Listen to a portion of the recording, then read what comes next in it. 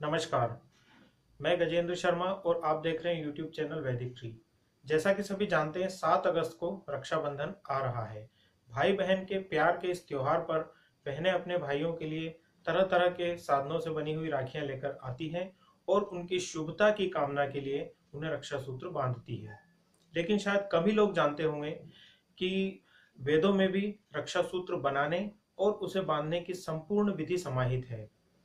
वेदों में यह बताया गया है स्पष्ट रूप से कि रक्षा सूत्र किन चीजों से बनाया जाए ताकि भाई के स्वास्थ्य, सुख और सौभाग्य में वृद्धि हो सके, भाई की आयु बढ़ती जाए। तो आइए मैं आपको बताता हूँ कि वैदिक रक्षा सूत्र किस तरह से बनाया जाता है। इसको बनाने के लिए कोई विशेष साधनों की आवश्यकता नहीं है। घर में ही उपलब्ध सभी संसाधनों से यह रक्षा सूत्र जल्दी बन जाता है और इसे भाई की कलाई पर बांधने से उनके स्वास्थ्य में, आयु में, आरोग्य में और उनके सुख सौभाग्य में वृद्धि होती है। वैदिक राखी बनाने के लिए आपको जिन वस्तुओं की आवश्यकता होगी वे सब आपके घर में ही उपलब्ध हैं। बहुत ही सरल और पवित्र वस्तुओं से तैयार होने वाली इस राखी को बनाने में अधिक वक्त भी नहीं लगता और हर तरह से आपके भाई के जीवन में शुभता का संचार करती है। वैदिक राखी बनाने के लिए सबसे पहले चाहिए आपको एक ऊनी, रेशमी या सूती पीले रंग का कपड़ा, दूर्वा, अक्षत या चावल, केसर या हल्दी, चंदन, सरसों या राई के दाने। सबसे पहले आपको पीले रंग के छोटे से कपड़े में उपरोक्त पांचों सामग्रियां बांधकर गोल या चौकोर पोटली की तरह सिलाई कर दें। अगर सामर्थ्य हो तो इन वस्तुओं के साथ आप स्वर्ण यानी थोड़ा सा सोना भी डाल सकती हैं। इससे राखी का प्रभाव कई गुना बढ़ जाता है। अब इस तैयार राखी को कलावे या लाल मौली से जोड़ दें जो डोर का काम करेगी। बस आपकी राखी तैयार है। आइए अब जानते हैं इस वैदिक राखी का भाई के जीवन पर क्या प्रभाव पड़ता है, इन पांचों वस्तुओं का क्या असर होता है। सबसे पहला है पीला कपड़ा। वैदिक राखी बनाने के लिए जो हमने पीला कपड़ा इस्तेमाल किया है उसका बहुत धार्मिक महत्व है। पीला रंग हमारे समस्त धार्मिक कार्यों या पूजा से जुड़े हर काम में उपयोग किया जाता है।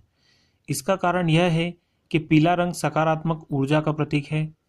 पीले रंग की वैदिक राखी भाई के जीवन में सकारात्मक ऊर्जा लाकर उसका जीवन उत्साह से भर देती है। दूसरा है दूर्वा। दूर्वा का स्थान भारतीय पूजा सामग्री में अनादि अनंतता का प्रतीक है। जैसा कि सभी जानते हैं, दूर्वा का एक बीज भूमि पर लगने पर वह तीव्र गति से फैल जाती है और एक बार लगने के बाद उस जगह से कभी समाप्त नहीं होती। वैदिक राखी में दूर्वा रखने का तात्पर्य यही है कि दूर्वा की तरह ही भाई भी तीव्र गति से उन्नति करे और उसका ऐश्वर्य कभी समाप्त न हो। दूर्वा हमारे प्रथम पूज्य देव भगवान गणेश को भी अत्यंत प्रिय है। राखी में दूर्वा रखने पर माना जाता है कि उसे गणेश जी का आशीर्वाद मिल गया है। अक्षत। अक्षत या साबुत चावल हमारी पूजा की थाली की एक आवश्यक वस्तु है। अक्षत पूर्णता का प्रतीक है, अर्थात जो कुछ अर्पित किया जाए पूर्णता से किया जाए। जब आप अपने भाई को राखी बांधें तो उसमें आपका संपूर्ण प्रेम, संपूर्ण आशीर्वाद समाहित हो, किसी तरह की कोई कसर या कमी न रह जाए। केसर। केसर की प्रकृति तीक्ष्ण होती है।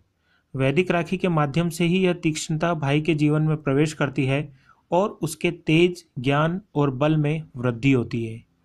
केसर के स्थान पर यदि हल्दी का उपयोग किया गया हो तो हल्दी भी जीवन में आरोग्यता और सकारात्मकता का विकास करती है। दोनों ही वस्तुएं भाई के उत्तम स्वास्थ्य और उन्नति की कामना को साकार करती है। अगली सामग्री है चंदन। चंदन अपनी प्रकृति से ही शीतल होता है। वैदिक राखी में चंदन भाई के जीवन में शीतलता लाने और उसे समस्त तनावों से दूर रखने के लिए समाहित किया गया है। चंदन से युक्त राखी बांधने का संदेश यह भी रहता है कि भाई के जीवन में सदाचार, पवित्रता और सज्जनता का समावेश हो और चंदन की भांति ही उसके सद्गुणों की सुगंध दूर दूर तक फैले। सरसों। सरसों की प्रकृति तीक्ष्ण मानी गई है। यह दुर्गुणों का नाश करती है। वैदिक राखी में सरसों का समावेश इसलिए किया जाता है ताकि भाई के दुर्गुणों का नाश हो। साथ ही यदि कोई व्यक्ति उसे नुकसान पहुंचाना चाहता है तो उसका भी शमन हो सके।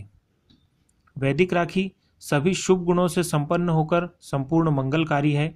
इसे बांधते समय इस मंत्र का उच्चारण किया जाना श्रेष्ठ फल प्रदान करता है। येन बद्धो बलि राजा दानवेंद्रो महाबलः तेन त्वाम अभिबध्नामि रक्षे माचल माचल। तो कैसी लगी साथियों आपको ये जानकारी? हमें ज़रूर बताएं और हमारे चैनल को सब्सक्राइब करना ना भूलें।